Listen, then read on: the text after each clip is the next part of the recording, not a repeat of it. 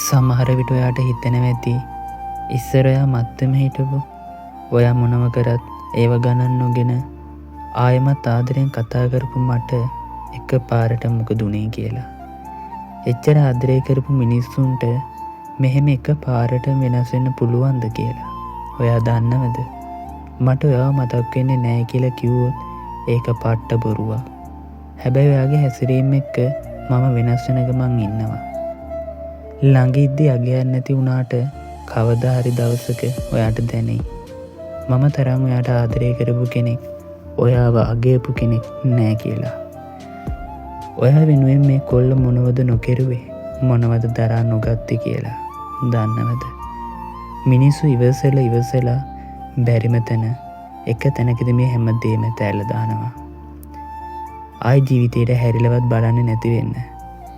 ඉතින් දැන් මගේ අවස්ථාව. අපි අතර තිබුණු සියලුම බැඳීම් වලින් ඔයාව නිදහස් කරන්න. මම හිතන්නේ ඔයාට නම් මට සමුදෙන්න දෙයක් නැහැ.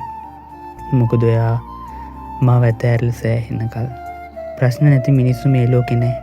ඒ මොන ප්‍රශ්නේ තිබුණත් අවංකව ආදරය කරපු මිනිස්සු වෙනස් වුණෙත් නැහැ. ඉතින් ළමයෝ හිතේ පුංචි මමනාපයක්වත් නැහැ මට ඔයා ගැන.